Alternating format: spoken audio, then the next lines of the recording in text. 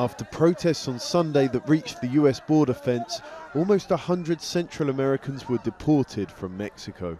But the disturbances also sparked a rush of others in the caravan who decided to go too, of their own accord. Mexican government trucks rolled out with those who'd had enough. Alex was among those waiting for the next ride home. If we jump the wall, they say they'll kick us out. They don't want us.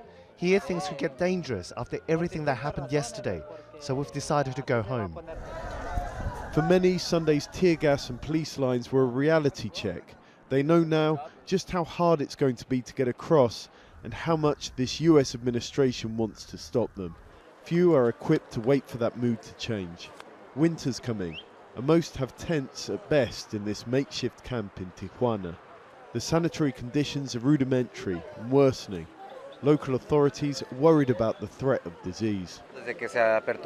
When we offered this temporary shelter, it was for 3,500 people maximum, and now we have more than 5,500 people, and obviously that's generating a risk of infections. We could have problems with sickness and also with security. They can't wait for the caravan to go, along with many others in Tijuana. The San Isidro border crossing point is the busiest in the Western Hemisphere, but the US authorities have already shut it down a couple of times since the caravan arrived, and locals worry that if that keeps happening, it's going to really hit the economy here.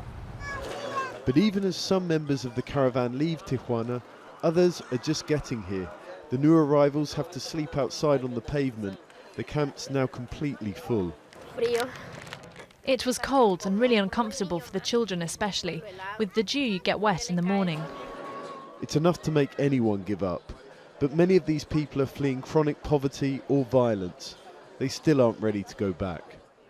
John Holman, Al Jazeera, Tijuana.